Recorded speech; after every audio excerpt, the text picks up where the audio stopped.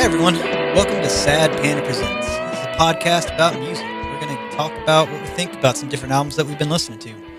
Right now we are off the list, and we are talking about an album called The Road to Escondido by J.J. Cale and Eric Clapton.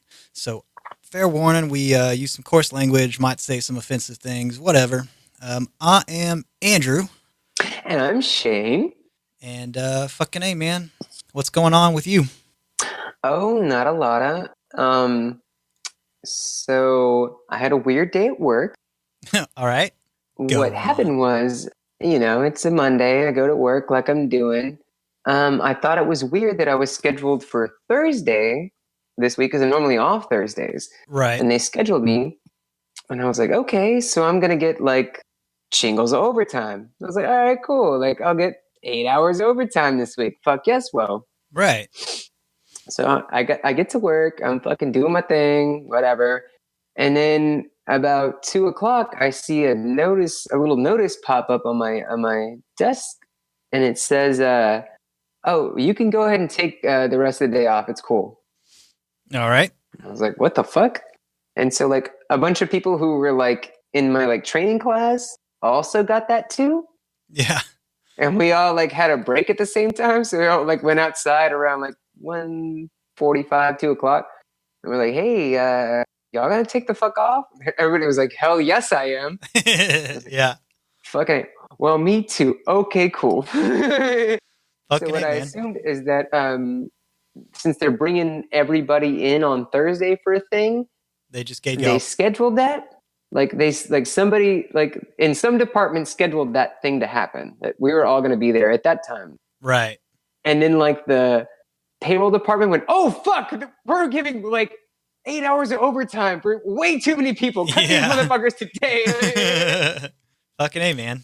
Well, so I got an impromptu day off, and I did my taxes and got I finally went to I went to Jackson Hewitt to get my taxes done, and I'm gonna get more money than I got back. So even taking a day off, I got money. So nice. I feel like today was a win for me. Fucking A, man. Yeah, I filed my taxes a week or so ago, and I do my shit through TurboTax online, and it looks like I'm getting a substantial return for like the first time in like years, because I got fucked over like the last several years in a row. So that's nice.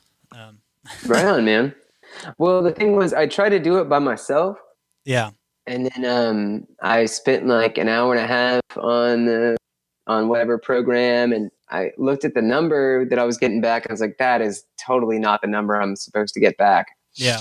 And so after an hour and a half, like after being at work and getting home late, and cut to like 1:30 in the morning, I'm what the this is nowhere near the fucking. I was like getting like $20 back. I was like, oh fuck no. Yeah. So I threw a fit because I wasted all that time and energy, and then finally went to an actual professional, and she goes, "You're getting more than $20 back." I was like, "Fuck yes."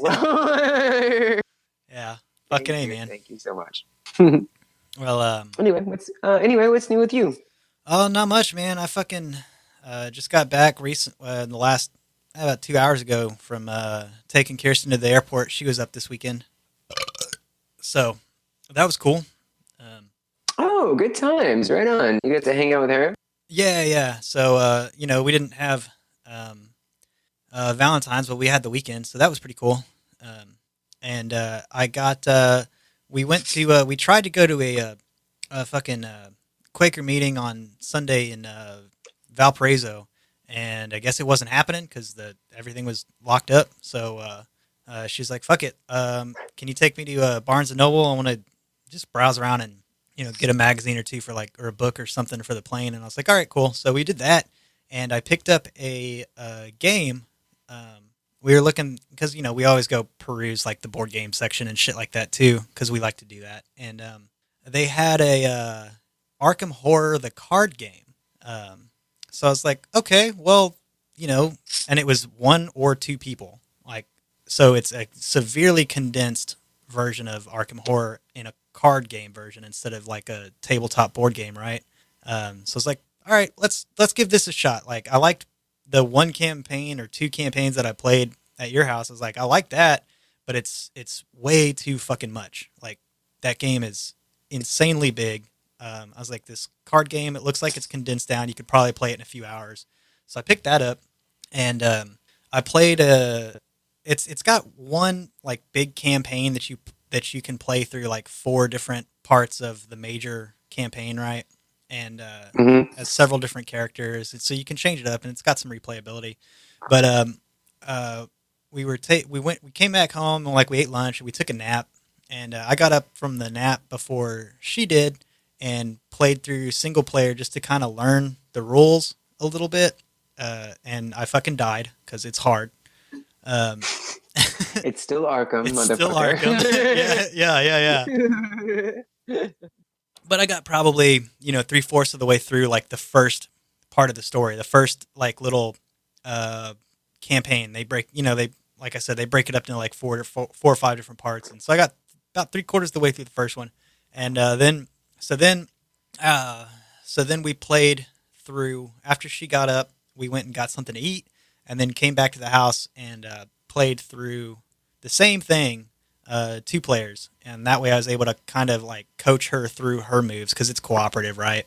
Yeah. And so that way we were able to talk about it, and we were able to kind of get through it, and we actually won that one. Oh, right on. Yeah, I mean, well, it helped that I had just fucking played through it, so I knew basically what was going to happen and what we needed to do. And then we also knocked the difficulty down to the easiest version, because there's a mechanic in the game to notch the difficulty from easy to like insane mode.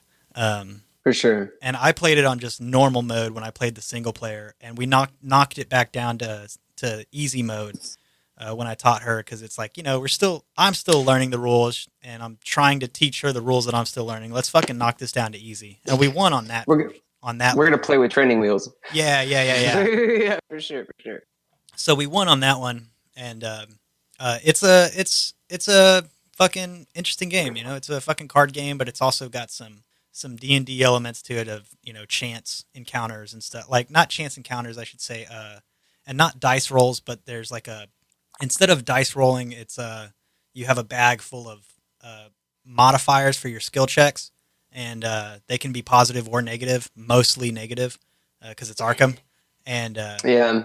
So that's their version of dice roll. Is it's just you randomly pick out of this bag a modifier for your skill check, and there's cards in your hand. Oh, so you get like plus or -1 to whatever sanity, or negative or +2 to will, or whatever it may be. Right. Yeah, it's basically it's all pluses and minuses. Plus, like, there's like a little Cthulhu token in there that's like an automatic lose.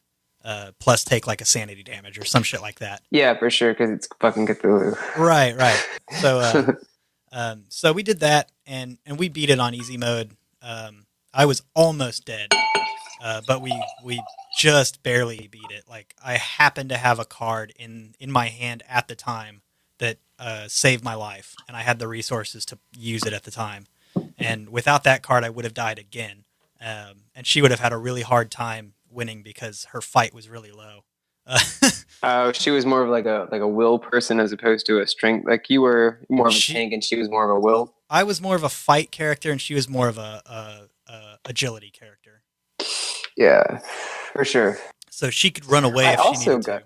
Oh, good. But yeah, so that was that. It was really fun. We had a really fucking lazy weekend, just kind of talking about this and that in life and shit. So it was good. Really, man. Good stuff. I also got a new board game. Nice. That I heard from Ryan from Experience Grind talk about when he went to some game con thing. Okay. And when he was talking about it, it was very much up my alley. Okay. It's called Villainous. Oh, okay. I haven't heard of this. What it is it's a Disney game. Oh. But you play as the villains. Oh, that's fucking cool. So, like, the whole point of the game is you are like the villain. Like, each villain has their own map of like the scenes from the movie, and what you want to do is you want to basically get whatever goal you're trying to achieve. You want to complete that to win the game.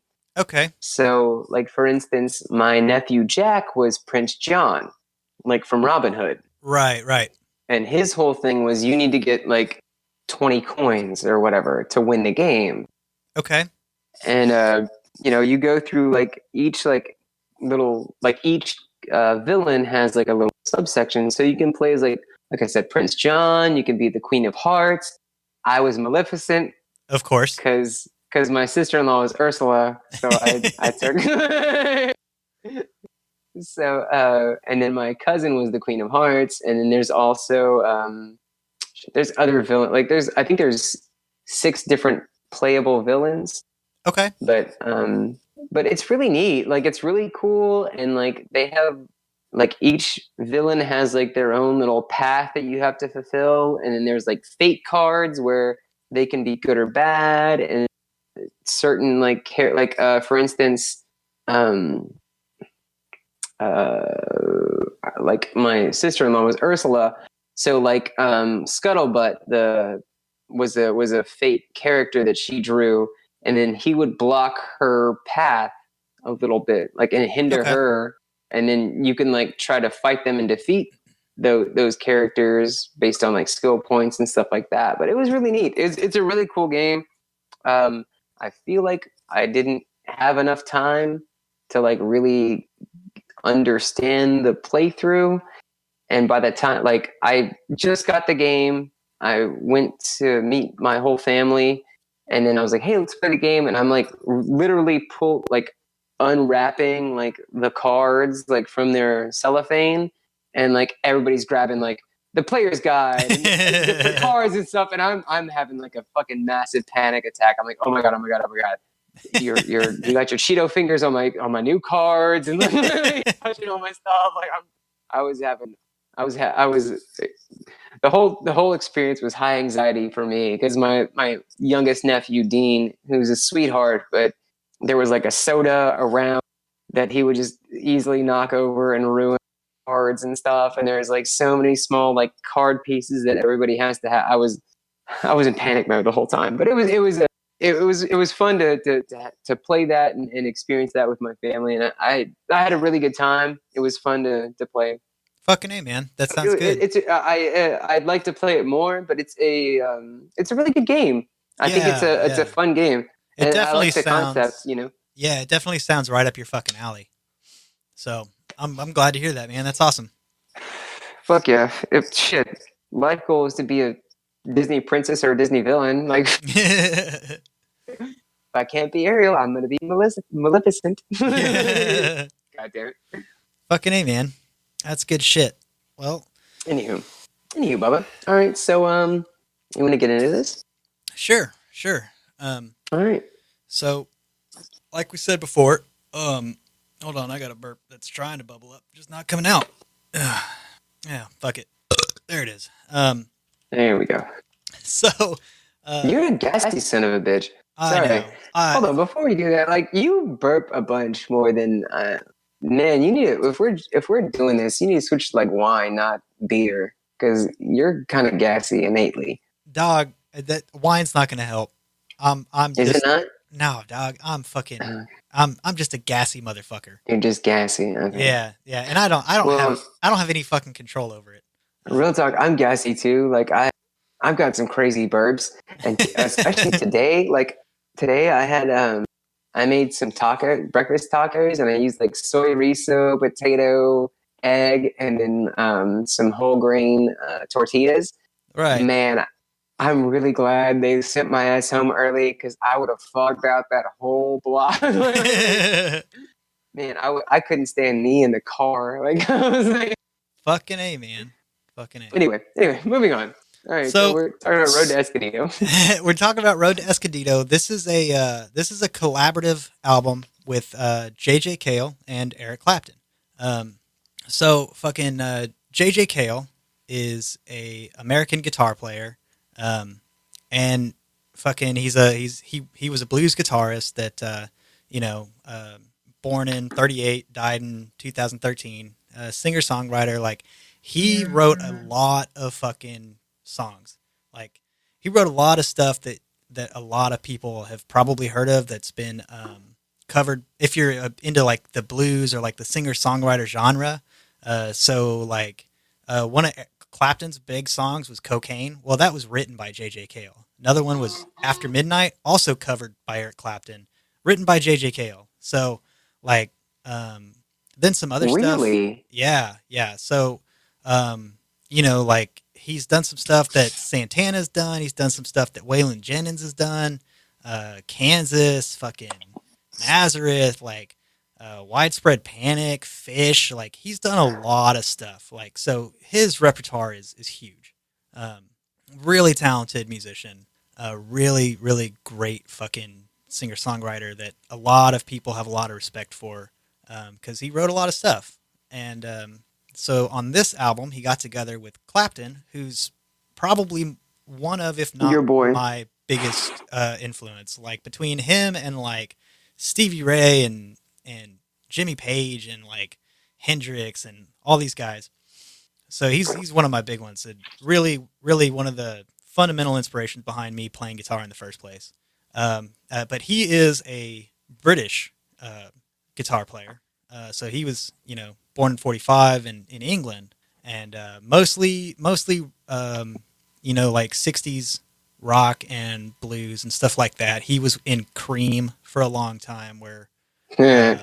and the Blues Breakers and the Yardbirds, and then he had a big solo career where he played under the pseudonym Derek with Derek and the Dominoes, and then had a really dark time when like his son died and all that stuff, and that's where we got Tears in Heaven, and so ups and downs, just like the rest of these guys. And this is a probably more in the style of the singer songwriter than the blues on this collaboration. I mean, there is definitely some bluesy stuff on here, but I would say this leans more towards J.J. Cale's style of singer songwriter than it does Eric Clapton's style of the blues. But it's a collaborative, so there's a lot of each of these guys in here, and it's a great fucking album. This album came out 2006, it looks like. Yes, November 2006. So, yeah, this is And I didn't know. I didn't really research a bunch about J.J. Cale because I thought he was like a. I didn't know about J.J. Cale until literally until you were talking, and I had no idea he was so influential into the blues community. well, not just blues, man, fucking everybody. But everybody, yeah, that's. I mean, And to be perfectly honest, until I did a little bit of research for this particular album, I didn't know how widespread his influence was either. I just knew he was a big name in the music community that was kind of behind the scenes. Like a lot of these big artists know him really well, but not a lot of like other people know how widespread his music is, unless they're just huge fans. So I didn't either, but now that you say he's a singer-songwriter, I get why one of the songs just hit me fucking sideways, and I was bawling like a bitch. In the middle so yeah, man, this is an album that I wasn't like uber familiar with when we decided to do it, but I had heard it probably a dozen times, just fucking going through the shit. Because I mean, this would have come out when I was in high school, and that was around the time I was big into Clapton. So this would have been an album that I listened to, or was an album that I listened to. I think I got big into it for a few months and then kind of put it aside and moved on to other stuff. So it's not something that was heavy in my rotation, because I had my metal phase and I had fucking listening to Alice in Chains for a while and all that shit, and I still like all of that shit. And so this was definitely putting on some nostalgia glasses for me and going back into like some of the shit that, like some of the songs that really got me into like this style of music in any way. Okay, because I was gonna ask you a bunch of questions about why this album, and I'm not sure exactly if you know, but um, this this doesn't sound like something. If I were to nail 10 albums up to the wall that Andrew's favorite, this would not be up there. That's understandable. I know I understand why you would because you would have put up some Stevie Ray, probably more like the Clapton greatest one of his greater hits albums, like the Crossroads album or something like that. That's got a bunch of his good shit on it. I was thinking more like Unplugged. I Oh was yeah, thinking more Alice in Chains. I was thinking more, you know, Stevie this one Ray, I wouldn't have. Zeppelin, Yeah, Stevie Ray, Johnny Lang. right. This one, I thought I knew what this was until I listened to it, and I had no idea what this was. You were expecting So a straight blues album, weren't you? I kind of was. Yeah, and Kind of was.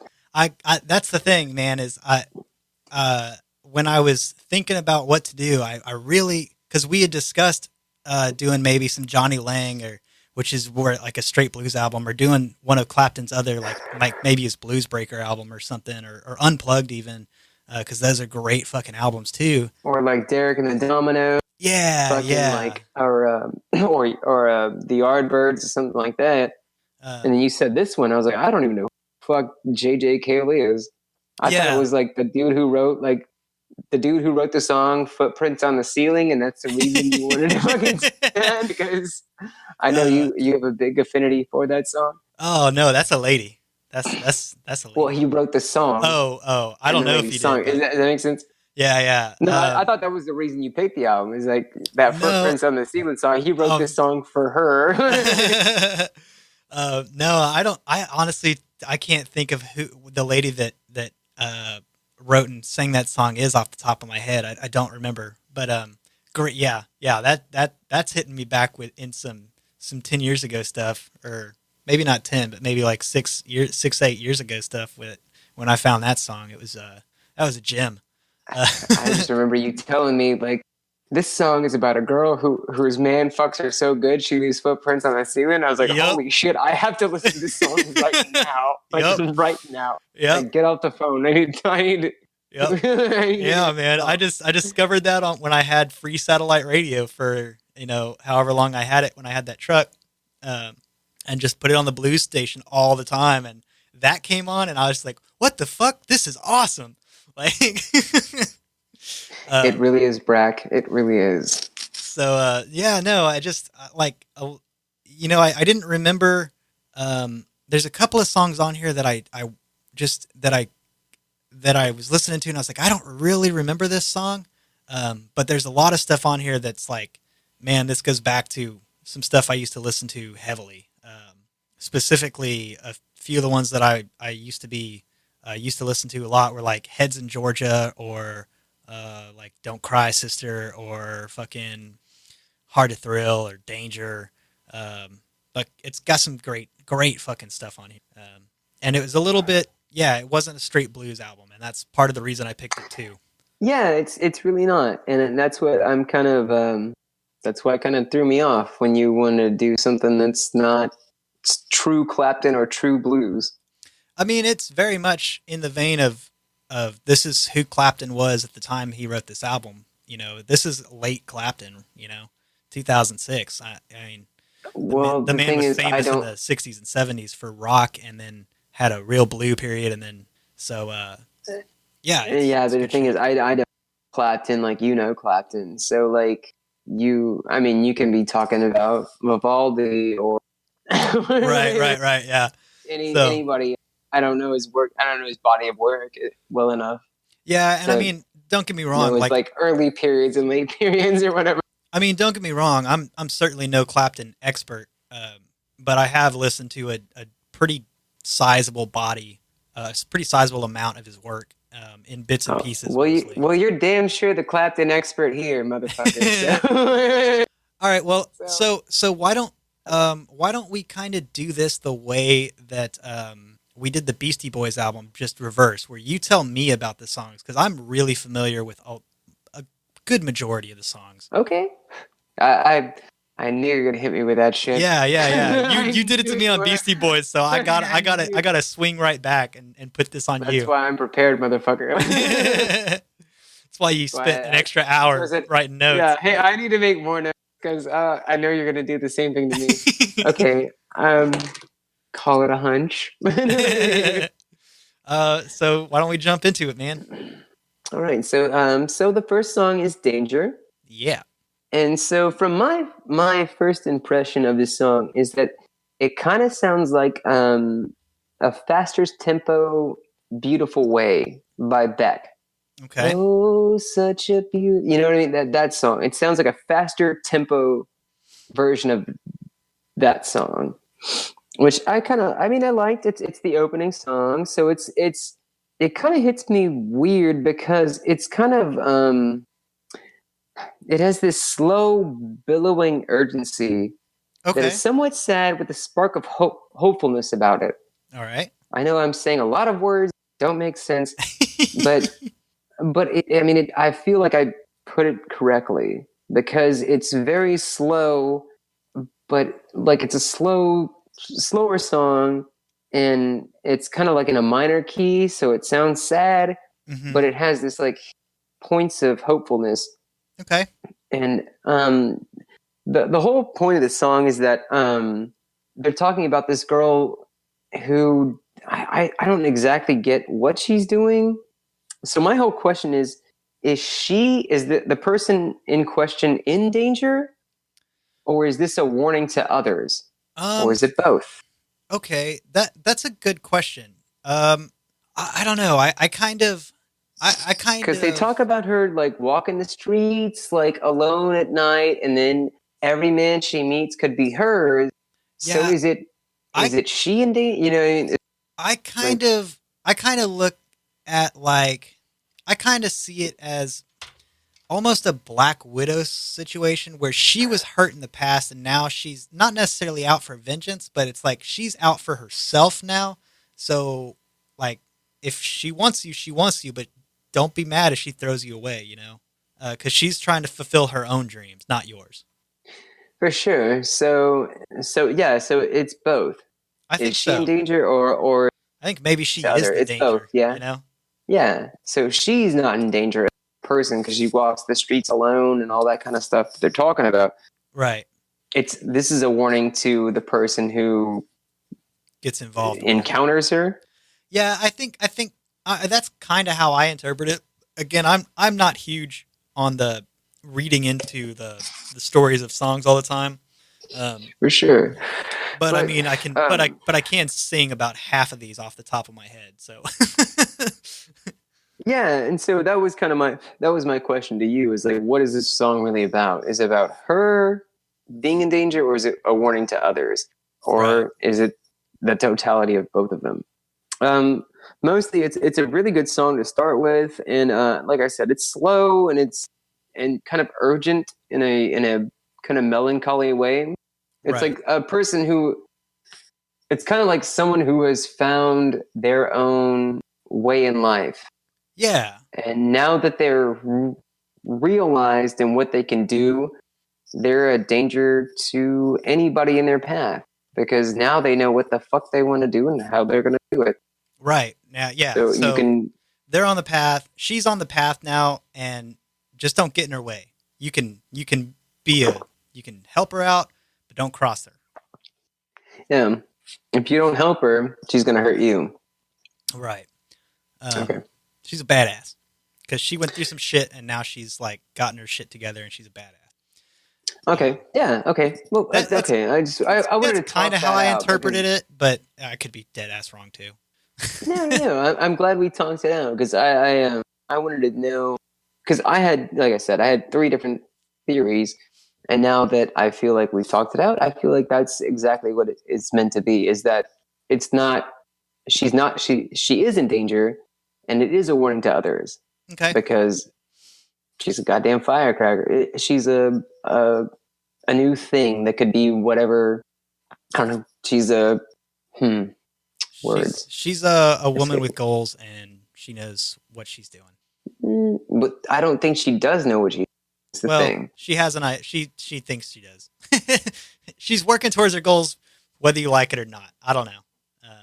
I don't even think she has goals. And that's what I think the other danger is. Like, she might be a danger to herself because she doesn't know what she wants or wants to do. Okay, I could see that. If that makes sense. Like, it's a girl with a new slate and the Yeah, world's an open oyster and shit like that. All that kind of shit. for sure. How about? I don't know. Anyway, Danger. It's a good song. It's a like I said, it sounds like a beautiful way, but in a kind of a faster tempo. I really like what they're doing. Yeah. Like, Yeah. This I'm is. musically, like they're doing a good job.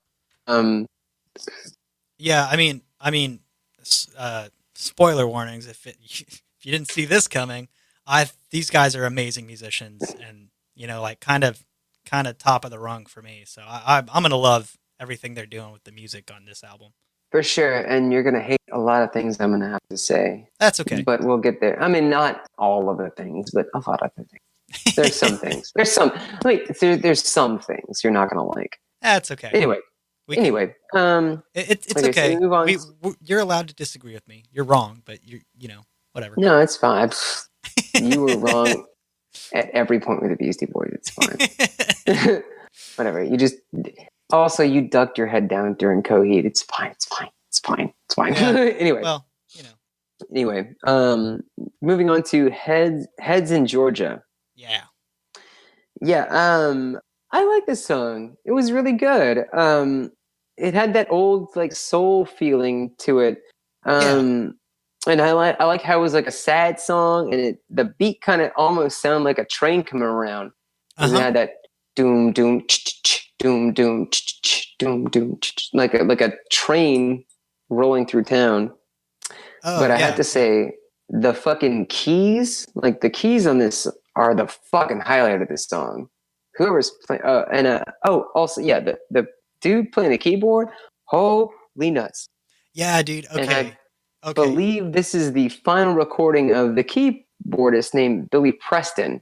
I have no idea who he is. Like, but yeah, that was a point. That was definitely a point on my my list of things about this album in general.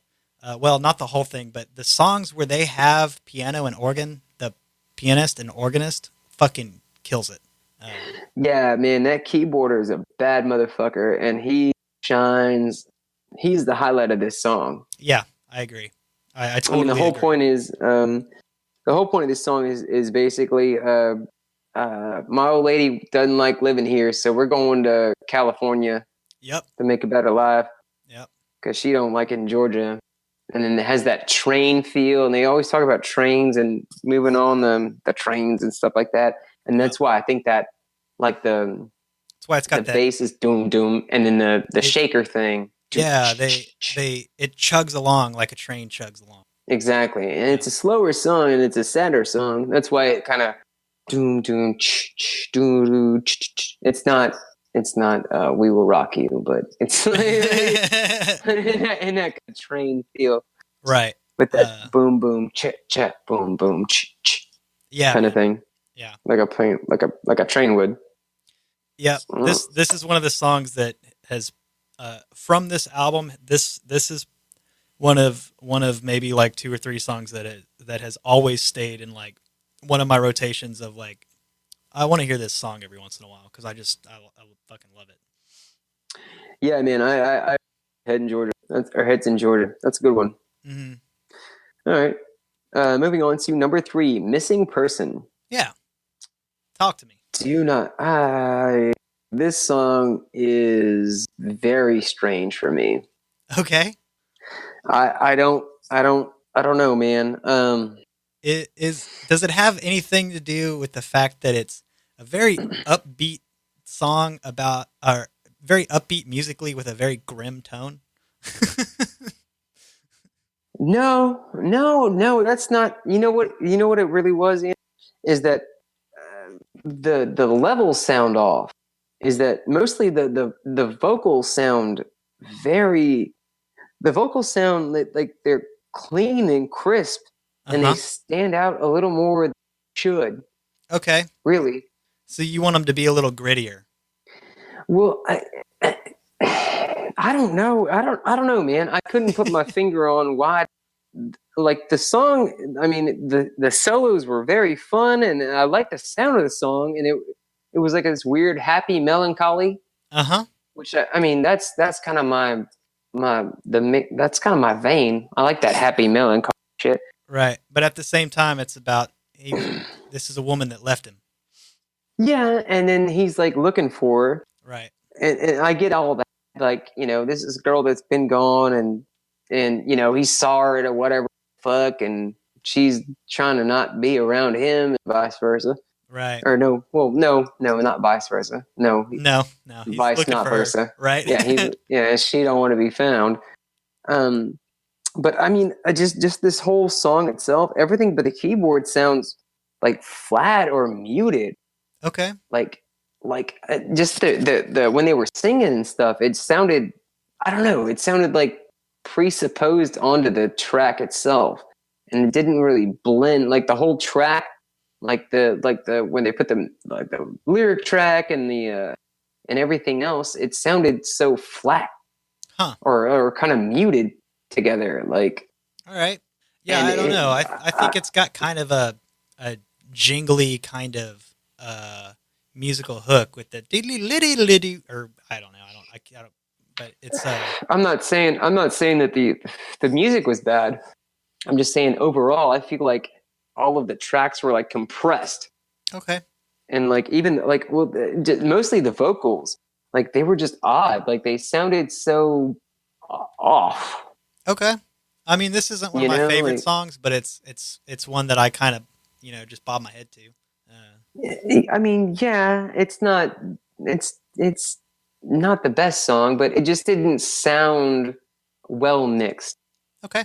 Was my big concern. I liked the song. I liked all the, as far as the music and what they're saying. I get it, but it just didn't sound mixed well enough, and that's what kind of drew me out. It made it to where I was taken out of the music, and I was like, "What the fuck is up with their voices?" Okay, so you just didn't care for the production value of it. Yeah. Or the direction of it. Yeah, the direction of the music itself. Yeah, or okay. Of the whole piece. You know what I mean? All right, I can understand your criticism. I mean, it's nothing. I mean, there's nothing against the artists themselves. It was just I guess in post, it got really, I don't know. It just sounded really flat or muted and kind of. Yeah, I mean, again, I'm gonna be super biased because I like every song on the album. But no, for sure, I hate to piss on your babies and shit like that. No, don't. I mean, you need to fucking disagree with me. Whether you're wrong or not is another thing. But I mean, I know I'm wrong, asshole. So okay, but it just sounded weird to me. Like their voices were. What threw me off was their voice. Like they sounded like they were too close to the mic, and they were being like, their voices sounded like they were a part of NPR. See, and in the music, I don't know. I don't know. I didn't really get that. I felt, I don't know if they were too close to the mics or not, but I felt they were, because I mean, the tone is very not NPR like. It's very, she is a missing person. Like so it's got a lot. I don't know. It has. I feel like it's got more. I don't know what the word is, but more character than just a simple voiceover by NPR. But that's how it felt. Like, and everything else like did the same thing. Like all the music didn't. It all sounded like metronomic, like or monotone or something. Like it was all like. Huh. Like, okay, so. Like in your car, when you like put your speakers to like, let's say jazz or bass or audiobook or whatever. Sure. Yeah. And then there's like the flat one. Yeah. Where everything is just flat. That's what this song felt like. It was set on was flat. Okay. So everything was brought in on a flat scale, as opposed to like picking up the guitars or lowering the drums for the bass or whatever it may be. Okay. I mean, it just felt like it was on that flat spectrum. All right. I mean, not a bad song. That's what it I took mean, me out of the song to listen to it. You know what I yeah, mean? I guess I'll have to, I guess I'll have to try to put a critical ear to some of these songs and see your criticisms. But again, I'm looking at it through, I'm rehearing a lot of this stuff that I've either not heard extremely recently or not heard in several years. And in the case of this song, I haven't heard probably in the last 5 years. I probably haven't heard this song versus like Heads in Georgia or like Hard to Thrill or something like that, where I've heard, probably in the last 3 months, For sure. and then of Okay. course I Well, listened to this album like fucking 4 times in like the last several days since basically since we agreed to do it. I was like, yeah, I'm gonna refamiliarize with myself, and then I just didn't stop listening to it because I was enjoying it. oh, fucking A. Well, so, good. uh, Good. so yeah, I've got heavy nostalgia glasses and extreme bias, but No, I mean, but it is what it that's, is. That's why I kind of again, want your perspective on it. The same way with the Beastie Boys, where you got my for sure. perspective. Like, I can Yeah, just, and then I'm gonna call Drogo and I'm gonna break you. No, oh, you won't break me, son. I'm not gonna. I Uh, haven't yet. so anyway, I try as I might. Anyway, yeah, moving on. uh, Moving on to when this war is over. yeah, Okay. I liked it. Um, so I feel like so this is written in 2006. So I'm assuming this is about the time. I don't know if these gentlemen went to Vietnam or Afghanistan, but like it's sort of like one of those uh, songs about the veterans, if you will. yeah. And I don't know if they went there or anything like that. I'm not sure if they ever I served or I anything have like that. no idea if either of these, if Clapton has British military or if JJ has American military experience. I have no earthly idea. I don't know their personal lives that well, um, but they were definitely part of that hippie era.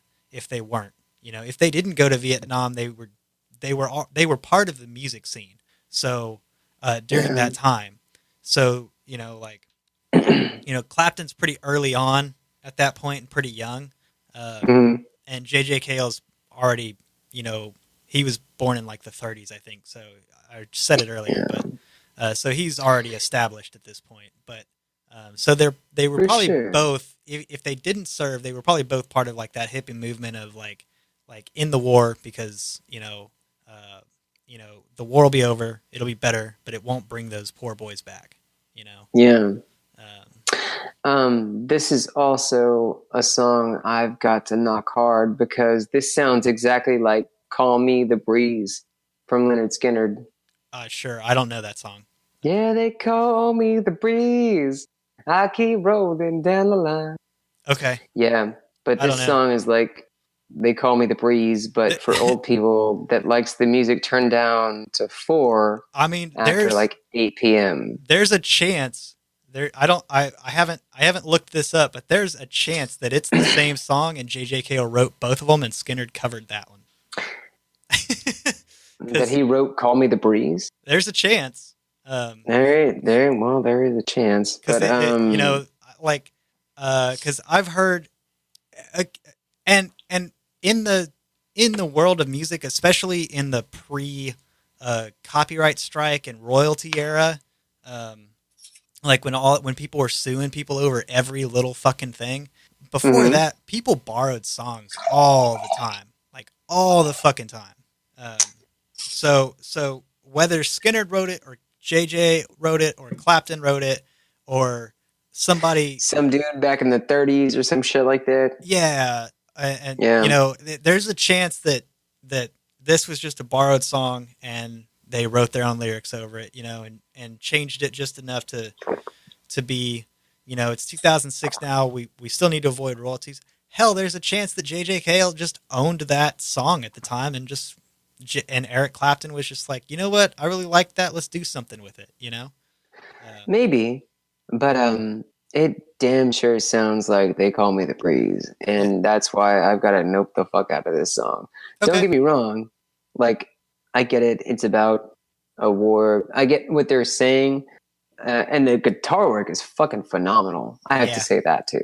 The guitar work is phenomenal. They did a Well, hell of a job. that's going to be a common theme because these are both I mean, amazing guitar players. yeah, they're Um, stupendous fucking guitar players. I get that. But that's the only saving grace that I wanted to say is like, yeah, the guitar work is phenomenal, but god damn it I heard They Call Me the Breeze first, and I'm not digging this song. okay, that's understandable. Anyway, moving on to 5, Sporting Life Blues. Yeah, So, I mean, I like this song. It's just basically like a rambling, tired of the game. yeah, If that makes sense. Like he's tired of living the sporting life, you know? right. It's just an old man blues song. That's what this is. Yeah.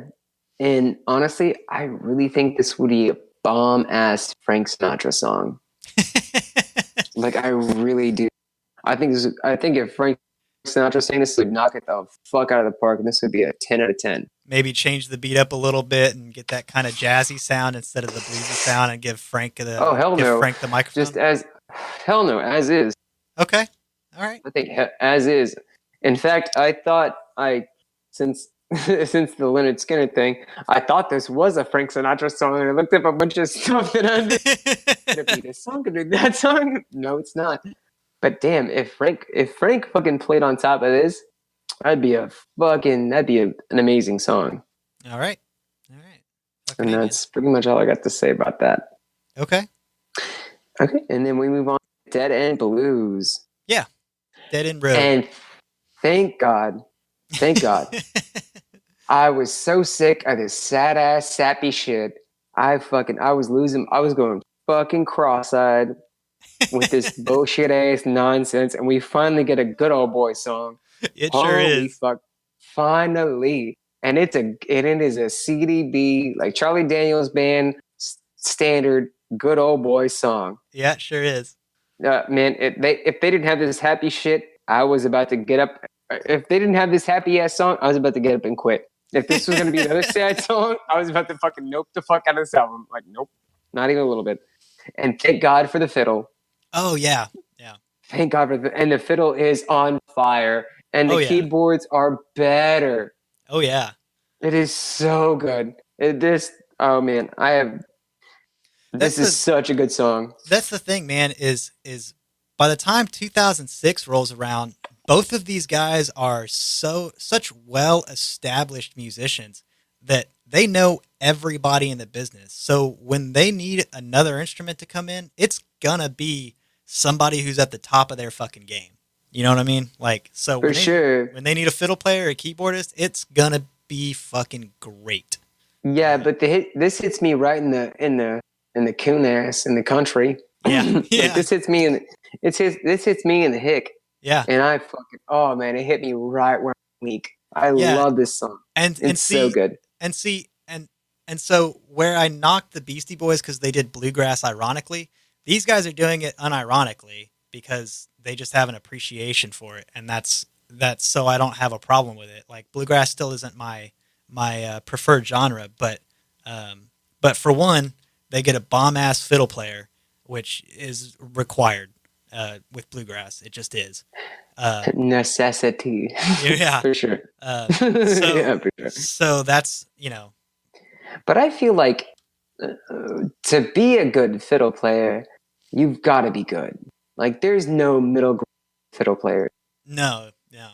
Like, you're either good or you're... Yeah, that's the thing is there's... training. Like, that's the thing is it's not the guitar, like, it's not going to be used in every genre, and it's not used in just music in general. Like, fiddle's very specific to a very few genres, and so, like, yeah, you can't just... I mean, think about it. It's kind of the number one in, like, classical, dog. Well, yeah, but to play classical correctly, you got to be dead on point. Like, to play the violin. Yeah, you do. And well, that's the thing also, is it's a fretless fucking instrument. So Mm-hmm. you have to be perfect. Like, Yep. so yeah. And there was there was a my stepdad had a hunting lease next to a guy named Ben, and Ben, as I found out, was the owner of Benjamin's, the surfer shop, like the surfer shop in Oh, okay. Kingsville. All right. Benjamin, and Ben was a very interesting human being. He he was a surfer through and through. Right. Like he surfed all over the world. Like he surfed in California, Australia, South Africa, the Indonesian yeah. islands, like He surfed on the east side of Africa where they have the coolest fucking surf. And he's talking to me. He's like, so I'm like he did like endless summer the endless summer tour. tour, yeah. He sure did. He Awesome. damn sure did. That's He awesome. knows Wingnut and I mean he knows like by name. That's like awesome. he had him on his phone. And so when I met Ben, he was a 40, 50-year-old or 50, 60-year-old man, and Right. he wanted to pick up the violin. And good Lord, it sounded nothing like cat. When he first started, it was just caterwauling. It was yeah. just, Yeah. Yeah. cut to like 5 years later, this Ben would fucking play some shit that would just, I would cry. Well, I'm a crier, but Yeah. I mean, he would play the most beautiful fucking music. Yeah. And that's the violin. You got it or you don't. Right. And that's why, like, I feel like anybody who plays violin, period, and does it well, is, as long as you make music, you're solid in my book. Yeah. Well, I think like I said, it's not the fucking guitar. I think the world of violinists is far more competitive. Because you ain't Charlie Daniels, so you're not playing in the Charlie Daniels band, and you're never going to be that. And if you want to play in like one of those massive fucking orchestras that do world tours, you have to literally be perfect. Because the problem is the pros are ridiculously competitive, like insanely competitive world compared to a fucking a garage band like early fucking Green Day or fucking Pavement. Like those guys were terrible. For sure, but the problem is what I'm saying is that it's exponentially harder. Oh well, 100%. Yeah. To learn the violin, play it decent. Yeah. Oh yeah. Yeah. Any asshole can pick up a guitar. Yeah. No. And play decent to good. Yeah. You have to be really good, really, really good to play decent at the violin. Yeah, you're like 1,000 hours in before you can make any kind of music with a violin. You pick up a guitar and learn how to read tab, and you can do it in a couple hours, and play a 3-chord song. Yeah, like, G-A-D, G-A-D, G-A-D, exactly. D minor. And your fingers don't have to be perfect because there's frets. So the guitar does most of the work for you. Anyway, what I'm saying is well I respect anybody who can play violin at least moderately well. Yeah, because that shit is insane. I agree. And then the people who play it really well is like Lindsey Sterling. Holy shit! Yeah. Like, she's a badass. Holy shit! Like that's insane. Like that blows my fucking. Yeah. It's like being good at like the 180 fucking string harp. The big ass stand up harp. Like, right. Yeah, I'm just a master at the harp, not the big. Right. Anyway, we were at It's Easy. So it's easy. So tell me about this song. This is a badass song. Oh, good. This is a badass song. Good. Man, I really like what's the opening line? Something like, if you need a woman in bed with you, need a woman? Tell her in front what you can do. Tell her in front, exactly. Yeah, hell yes, bro. That's fucking awesome. Easy. It's easy as pie. Yeah, even a little innuendo with the pie there. Oh yeah. I love this. Yeah, no, this song is badass as hell. I highly recommend. If you don't listen to any song on this album, listen to It's Easy because this is a Oh, bad motherfucker. so It's one of my just to get this out there, one of my favorite little lines on here is, "Get yourself a dog, it'll be all right. Get yourself two, lucky you." for sure, It'll be man. there twice to love you. I fucking love that. Like, For sure. uh, Yeah, it's like The Secret. Like as long as you just like, I feel like what he's saying is like people overcomplicate life, yeah, and it's just a matter of just do what you want to do and do it directly, yeah, and life will follow. right. Just put it out there, and everything else will flow into place. Yeah, it's a fucking feel good song, and it's also just fucking written amazingly well. So Big fan of this song. Yeah, this is defo one of my top three for sure. good, good. Yeah, no, I love this song. No, just mostly for the opening line, but the whole song is amazing. Like everything they do is done well, and goddamn, it's a, life is easy. It's just we make it more complicated than it should be, For and sure. and he's right. It's easy. Yeah, man. If you're good at guitar, if you play guitar and you want to be good at it, just keep doing it, and you'll and get there. eventually it'll happen. Yeah. And you get there. No, man. I fucking I'm right there with you. This is a really good song. Um, For sure. One of my favorites on the album. and it's just got and man, the music in it is just it's very upbeat and happy too, and it's just like For sure. Because it's a positive message. It's like, hey, all you gotta do is just do you, and everything else will fall into place. yeah, and so I've heard I have a feeling that a lot of I could be wrong because I'm not I didn't research every single one of these songs, but I have a feeling that this is definitely heavier influence on the J.J. Cale side of things because the different stories I've heard about J.J. Cale is that he was a very simple guy. Like he was a very well known and loved musician and very successful in his own right. But just one of those guys like, man, I don't need all this money. Donate some of it to charity. Auction off some of my guitars. I'll play a charity concert. I don't need all this money. He was a simple man, and very laid back and straightforward. And that's like kind of the vibe I've heard about the guy. I mean, who the fuck knows, right? Unless you met him, you wouldn't know. But those are kind of the stories I've heard. So For sure. And that makes more sense into later tracks. Because, like, he's very, like, laissez faire, kind of life is good. If you're good to life, life will be good to you, kind of thing. for sure, for sure. Yeah. I mean, uh, I don't know, man. I like this dude a lot.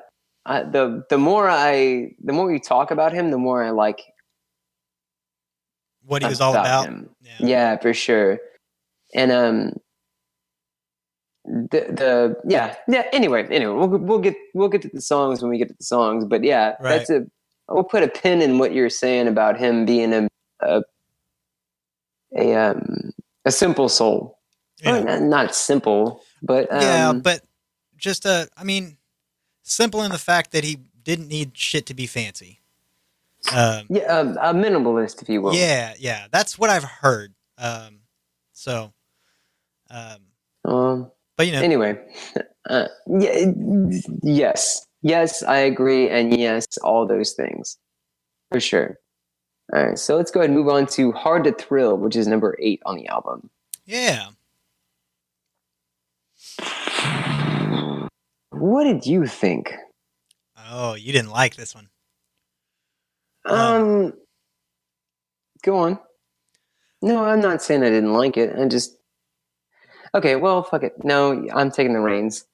Okay, so this one, we're back to like the slow songs. Mm-hmm. Like we had a couple of faster paced songs, and we're back to the slower kind of tempo. This is Um, traditional blues right here. yeah, for sure.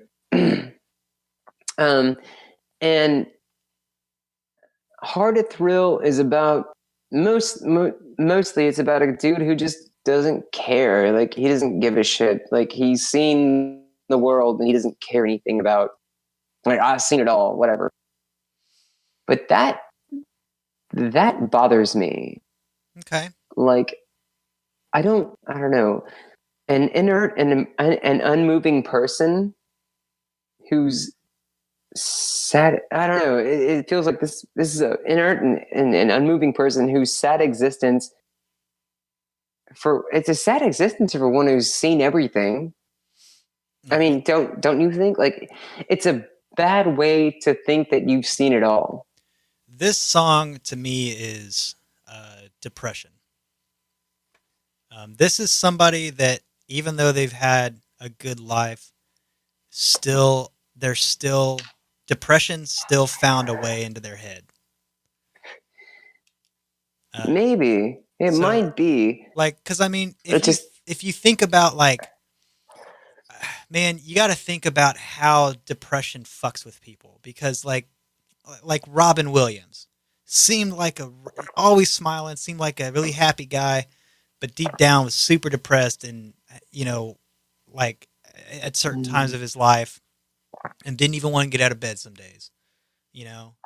Nothing's gonna be good. There was different kinds of depression, and Robin was manic. Which is like he was, when he was on top, he was on top, and when he wasn't, damn sure wasn't. Right. So this song is somebody that's fucking depressed. Like they've lived a good life. They're getting old.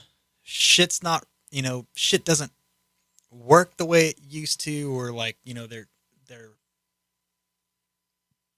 whatever, but they're like, I've seen everything, and they're in a state of depression, and that's what this is to me. One of the lines was 40 years of Fridays. Right.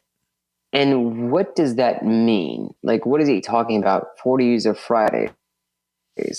Does that mean he is living for the scene of being being at the Friday night scene, or is it playing every Friday night for 40 years? I don't know. Maybe it's a little, like, is he living for? It might be both. It might be that, and he's just burnt out. Yeah, so that's what I get. I get burnt out and depressed, and that's what I get out of it. And that's just, I mean, this is like a slow blues by like, this is like what is a slow blues song? This is a slow blues. This is definitely fucking the textbook fucking here's how you write a blues song. Yeah, pretty much. Yeah, for sure. I get it. Yeah, I know. And I mean, I just, it feels like somebody who's given up. Yeah. And like, I don't know. Yeah. I mean, yeah. Okay. So did you ever see the Ralph Macchio movie Crossroads? Negative. Okay. All right. So it's a song about a young guy who's like trying to get into what's that real famous music school in New York? Juilliard. Yeah, he's trying to get into there, and I think if I remember right, it's been a long time since I've seen this movie, and he meets an old, and he like flunks out or some shit, and he meets this. He's training with this old blues guitar player that's like trying to help him learn how to do stuff, and like so he doesn't get into the music school, but he still wants to play music, and so he starts training to try and learn how to play the blues, and like a bunch of shit just goes wrong in his life because the teacher, the old man, he's supposed to be like a Robert Johnson kind of character. Ask, yeah. That's like basically the character, and that's training this young man. And at a certain point, and the old man's just like, you don't got the blues. You can't play the blues unless you got the blues. Like you don't know what it means. And so eventually, like fucking everything fucking goes wrong for this kid, and he hits rock bottom. And that's when the fucking soul comes out, and that's when he plays his first blues lick that the old man's just like, now you got the blues. Like, that's what the blues is. And so this is that tropey, trope played out in a song of what is the blues. And to be fair, it's called the blues for a reason, and this is kind of playing back to what is the origin of the blues, right? Like that old, slow, shit is tough, and shit's sad because life is hard, and fucking I'm at the end of my rope. So I don't know. So I have a lot of respect for this song, and it's also musically it's fantastic. So as a slow blues song. Okay. But as a flighty person, flighty and ADD person, I will never be. I don't think I'll ever see myself into a point where, I've seen it all. I know everything. No, there's no way. No. I've read too much philosophy to know that there's no way you can know everything. Get the fuck out of here! I have to defend my shit, so. No, I'm not saying, but I mean, I'm saying this person thinks that, and I understand. Again with the gas, good lord. Anyway, so yeah. Anyway, anyway, the wind blows. Right. Anyway, the wind blows. This is very much a jam song. Mm-hmm. Good lord, it goes from super depressing to fun loving life. I'm just going with the fucking flow, baby. Yeah, anywhere the wind goes. It's very much a jam song. Yeah. But I do have a question for you, Andrew. Okay. So in the second verse, the lines are, but he can't play a lick for looking at the girls if there's some significance for the chain. Oh wait, the line is, but he can't play a lick for looking at the girls. Yes. Right. Is there some significance for him changing like because they changed like the guitar part of that after they say that they changed the guitar part? Is there like a significance to that? Is there like a guitar person thing? I don't know. For why I can't tell you. I didn't. Again, I didn't research the songs individually. I just listened to them a lot since forever. So I don't actually know if there's a right answer to that. I just assumed it was the girls get you distracted, and sometimes.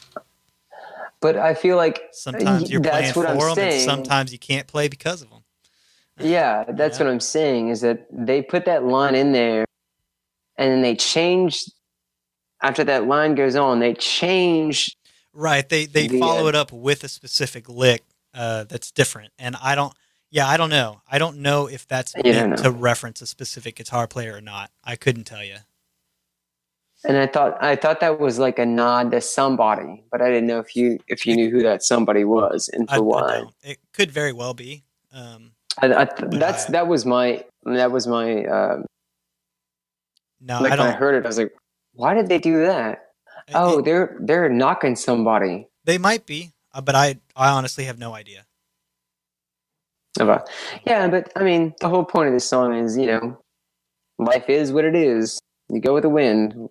Life is water, not stone. You know what I mean? Yeah, fucking A, Cotton. All right. And then we move on to Three Little Girls. Mm-hmm. Is this the one that made you cry? Yup. Yep. Yup.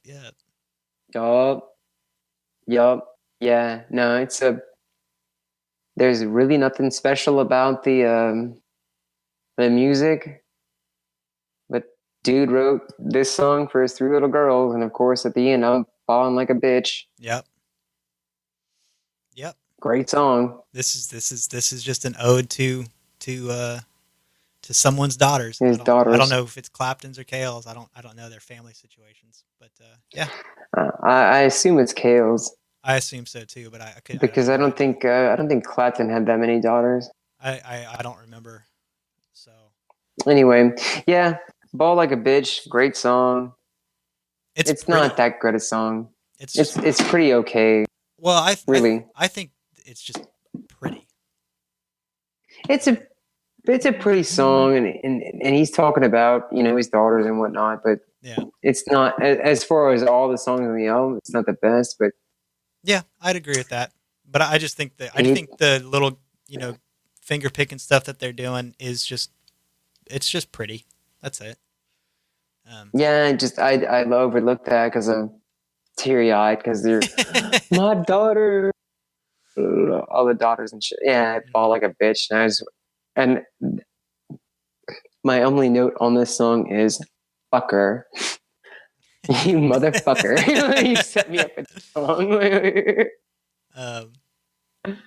So. Anyway, moving on to "Don't Cry, Sister." Yeah. I felt like this had almost like a reggae feel. Yeah, I can see that. Don't cry. But it has a dark sound, but an uplifting tune, which is weird. Yeah. What did you like? What did you not like? I honestly, for this entire album, I feel like this is the perfect song of the album. Okay. Why is that? Because I don't know. It encapsulates the entire album. It is a dark sound, but uplifting. Okay. And yeah, go ahead. I'm not saying that this is the best song. I'm saying that this is the perfect song of the album. Like if you were to pick an album or pick a song on this album that sums up the entire album, this would be it. Okay.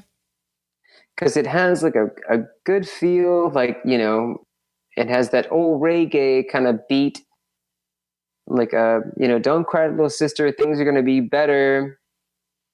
Mm-hmm. And that's kind of the gist of every song on this album. Okay. This has one of the best guitar licks in the album. It also does that.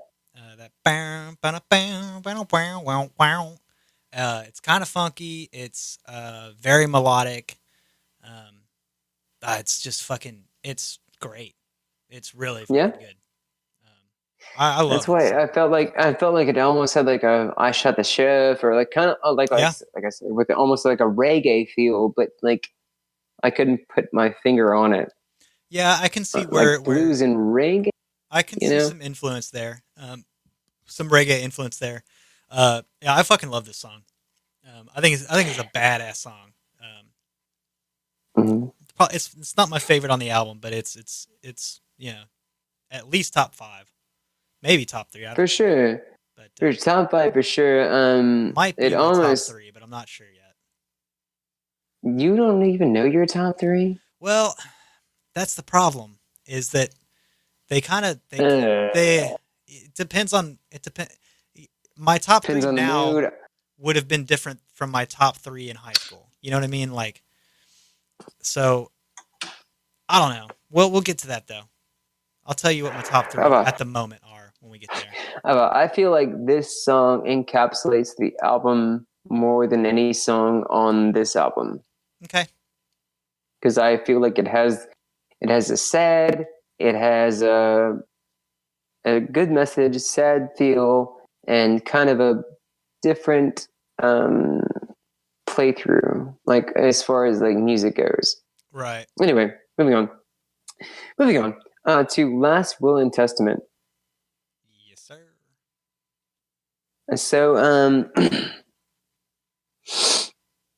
so the words they say aren't as crispy, Okay. and their cadence is kind of like molassesy that bleeds from word to word, like a Bob Dylan would, or the way like an old Georgian plantation owner would Uh-huh. speak. So it's like I like what they're saying, but the way they say it is fun. Like when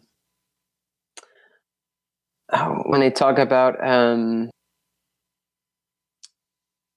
like they do that like I I don't got have you. the lyrics in front of me, but like Well, I got lots of children and ex-wife or two. and then Never hear from wow, them until the bills are due. You know. what was the yeah and what was the first The verse? first verse is, I met this woman. She was hard as nails. Think she just come out of the county jail. Just come out of the county jail, Yeah. and I Uh, say she be on my last will and testament. yeah. Like it's kind of that, like their every word bleeds into the other word. Yeah. You know what I mean? Yeah. Yeah. Yeah. And I think they make a 3-point premise in this song, and as far as last will and testament goes, Right. is that the first part with the lady That he's who helping needed out. money, Yeah. that was people in need. Right. And then they talk about their sons and daughters who squander Mm-hmm. their money that they made. And then the last one is, fuck it, I don't care. Bury me with my money. Right. A la, what was that damn, that Super Nintendo, Sunset Riders. Okay. The first boss, bury me with my money. Right. But like, he didn't give a shit. Right. At the end of it all, he didn't care where his money goes. He's gonna Yeah. die. He Yeah. gives a shit. Yeah. This when by the time this song wraps up, it's become a very fuck you song. Like, Right? yeah. Yeah. Because he gave to his kids, squandered his fucking riches, and at Um. the end, fuck, I don't give a shit what you do with my money. Yeah. So this is one of the songs that I hadn't really remembered all that much from listening to it back in the day. So when I was listening to it again, I was just like, "This is great. This It's is a fucking great song.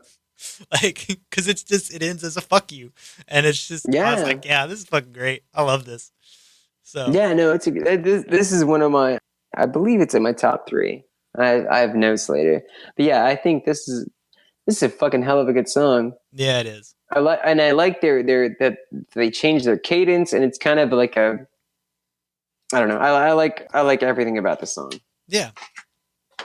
Yeah. Moving on to Who am I telling you? Who Am I Telling You? It's a pretty song. Yeah. Yep. Okay. Yep. That's all you got.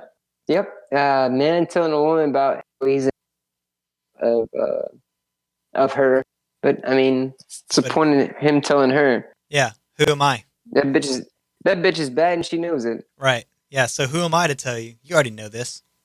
Yeah. Yeah. In fact, actually, I'm reading a new book that our boy Richard told me about, Okay. of the Chicharron fame. He recommended a book to me called The Name of the Wind Okay. by Patrick Rothford. And in the book, he's in love with a girl who is kind of flighty, and she's kind of flighty, Okay. if that makes sense. And so, like, she's the kind of girl who all the dudes like admire, and like people give her gifts and all that kind of stuff. And so when he and the main character and the girl are talking, like what is he going to say to this girl who has shingles of dudes like saying, "Oh, you're gorgeous," and who am I telling you that you're pretty? Like that makes no sense. You know what I mean? Like I'm just another one. Yeah. Yeah, exactly. Another face but, in the fucking crowd. Exactly. And that's kind of how I saw this. It was the main character of that book talking to the girl that he loved, like his biggest love in life. Like when he's like trying to court her, and then she's got a dude, like she shows up with a dude, leaves with him to go on a date, and then comes back and leaves with another dude on a date. Right. Like, who am I telling you that you're pretty? Like, dudes do that all the time. Like, right. You know this about yourself, but this is a man. But I feel like this song is about a man telling a woman he's been in love with and been with forever, who is just trying to reaffirm that, you know what, through all the things we've been through, you're still pretty, you're still gorgeous, but who am I telling you? Like, you're still, like, all these dudes could take you away, but you're not going anywhere. Okay. So who am I telling you to tell you that, oh, you're so pretty? Nah, fuck that. You know you're pretty, goddammit. Like, yeah. This is I agree with that sentiment. This is another one that I didn't really remember very very well. So yeah, I agree. It's a pretty song. It's not one of my favorites, but it's still a good song, nonetheless. Yeah. And it is very go pretty on and it's slow and all that stuff. No, it's pretty slow, and it does justice to the point. Anyway, right. And moving on to Ride the River. Yeah, last song on the album. Yep. Tell me about it. Feel good song about life. Yes, sir. Yep. You go down the river once, and you like. It is what it is. So replace the word boat with tube, and you got our river trips with Tyler. Man, get out of my fucking head. That's get out of my fucking head.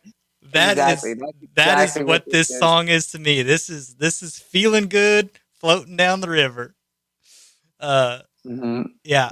My perfect. Man, yes, please, yes, thank you. Yes, this is perfect. That's exactly it. Yeah, it's all of our stupid ventures down the fucking Frio or the goddamn Guadalupe or whatever the fuck. Yep. Yes, this is literally and yeah, we float down the river, having some drinks and a good old time. We get to the end, do it again tomorrow.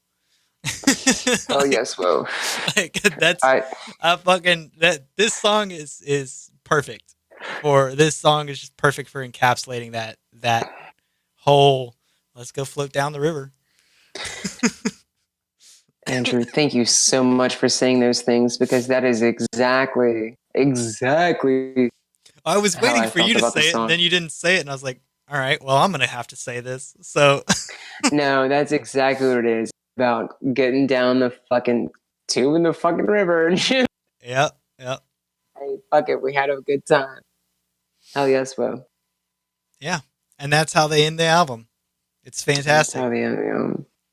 Absolutely. So the end of this album, the last song of this album, is not just nostalgia for the album itself, but for the days of floating down the river. Like, but for us, aww. Yeah. I mean, just river trips in general. Like, fucking A, man. Aww. If we only recorded this on Valentine's Day. Damn it. Damn it. No, but yeah, no.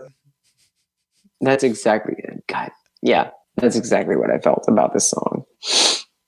All right. And that's what's going to be a new song when we go on the river next year. Yeah, man. I can't believe I never thought to fucking blare this down the river. Yeah. Well, now we're gonna. Oh, yeah. 100%. Now we're gonna. All right. So, well, how do you feel about the album? This album's great. It does have its weak points. I will give you that, but this album's fan-fucking-tastic. If you like, um, if you like the singer-songwriter style of songs, if you're into that genre, and if you like, some classic rock and some blues style stuff, like this kind of puts some of that together because you've got a classic rock guitarist and a fucking singer-songwriter playing together. Highly recommend if you're into any of that stuff, if you're into talented musicians, because these guys are fucking amazing. Yeah, I love it. For sure. So what, do you have any peace songs? Huh.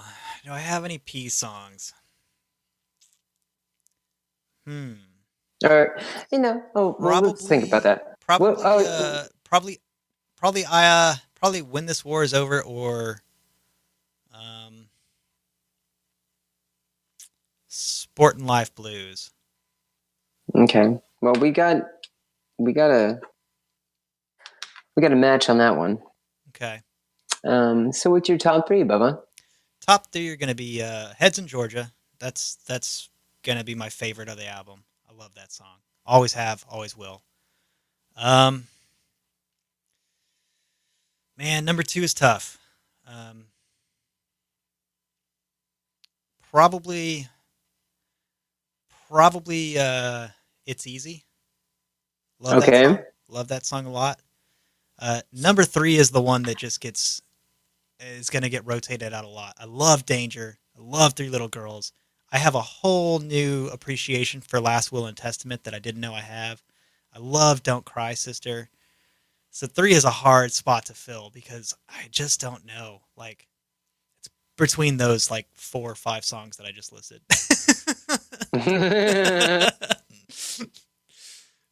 Let's go ahead and just say Last Will and Testament because I found a new appreciation for that song this time around. Okay. All right. Well, cool. That's fun. Even though I think Don't Cry, Sister, and Danger and fucking Anyway the Wind Blows are better songs, but that's what we're going to do. Okay. Fun. What about you? What are your top three? My top three is, number one is It's Easy. Because that is a fucking bad motherfucking song. Yeah. It's Dead End Road. Okay. And then Three Little Girls, because I cried like a bitch. All right. I expected It's Easy and Three Little Girls. I didn't see Dead End Road. I'm glad. Dead End Road. That's a fun song. Yeah, it's a badass jam. It moved me. It breaks up the fucking album, really. Yeah. And goddamn, again, I got a big heart for a fiddle. Yeah. And the keys are, just the music itself, like the fiddle and the keys are fucking fantastic. Yeah, and it's a good old boy song. That's the thing, man, is like, these are two very, very established guitarists, and they let other musicians come in and steal the spotlight on some of these songs. And, you can tell these guys have a huge appreciation for keys in all shapes and forms because they're very prevalent in a lot of these songs. Mm-hmm. The organ and the piano are very prevalent. So you can tell these guys just have an appreciation for other musicians, and they don't need to be center stage all the time. For sure. And I do have 3 peace songs. I'm sorry. It's okay. So Missing Person for sure. Oh, okay. Not a big fan. Sporting Life Blues. Right. And Who Am I to Tell You? Okay. Or Who Am I Telling You? Yeah, I understand. Yeah. Those are some of the weaker songs on the album. Yeah. So I know you're gonna give this a 10. Yeah, this is a 10. And I'm gonna have to give it 7.8. Okay. All right. C+, I'll take it. It's I mean, just doing the math between 3 bad songs out of 14, I can't justify. I'm not saying that all this is bad, but like what I really liked. But for the most part, the I Yeah, it's I so understand. blah until it gets the hell yes, whoa, and then once it gets there, then I'm fucking fine. I understand, man. So, I understand. well, Um, I understand where you're coming anyway, from. You know, some of the blast songs for you are good. Are you know top 10 for me. So it's I can't even say top 5 because man, there's probably like 8 songs in here that are going to rotate in and out of my top 5, if not more. So um, um, so yeah. Uh, you're just gonna cry in the shower and bitch fit, but it's fine. It's fine. and I understand that there are songs on here that aren't as strong as others, and that this isn't a perfect album. But for me, this is again nostalgia glasses because this is an album that came out around the time that I was getting into Clapton to begin with. So, um, yeah, I fucking love this album, and I don't know if I ever explicitly like owned it on CD or anything like that, but I damn sure pirated it. Or had it in my iTunes or something. I don't actually remember. You're the fucking worst. You. I might have Oh, had it in my iTunes. I don't remember. This was back in the days when I okay. actually had an iPhone, so there's a good distinct possibility of that. But damn sure Okay. listen to this. Yeah, no, give it a listen. Please, I mean, let us know if we're doing things right or wrong. Because I might be wrong. Andrew might be a 10. It's not, though. It's not, but it's fine. Yeah, it's a Anyway, great fucking album. Um, if you like music, it's you'll worth it. listen. It's worth the listen. It's worth the listen, at least for, especially since you were talking about uh, JJ that I didn't know about, like how influential he was to the music business. That kind of surprised me. Yeah, I didn't either, to be perfectly honest, until I read a little bit more about JJ Cale, specifically for this album, because I wanted to know who the fuck I was talking about out because this was the album I was introduced to him in. Um, little did I know I had been introduced to him in other songs as well. Um, but so yeah, I read a little bit more and I was like, oh fuck, I didn't know that this guy was who this guy was, and so yeah, I'm gonna check out more of his solo stuff myself, just because I want to know more about his own personal style when he's not collaborating. Right on, man. All right. Well, anything else you got to say? I think we're pretty well wrapped up. Okay. Well, do your thing, Bubba. All right. Well, thanks for listening, everybody. Um, search for us wherever you get your podcast: iTunes, Stitcher, YouTube, sadpandapresents.com. Reach out to us. The best place to do that is Facebook. Search for Sad Panda Podcast, or we're at facebook.com/Sad Panda Presents Podcast. Find us there. Like the page. Fucking shoot us a message. Recommend us an album. We will listen to it. We're a little behind on our just general podcasting schedule, but we will get to it. Um, and we'll tell you whether or not you have good taste in music.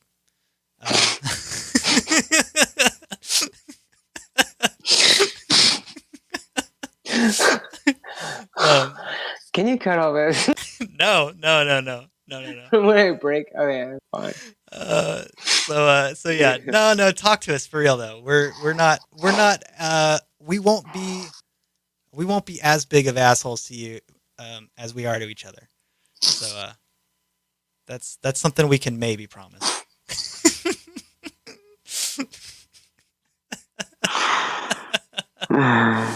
Oh man. Anyway, everybody, thank you for listening.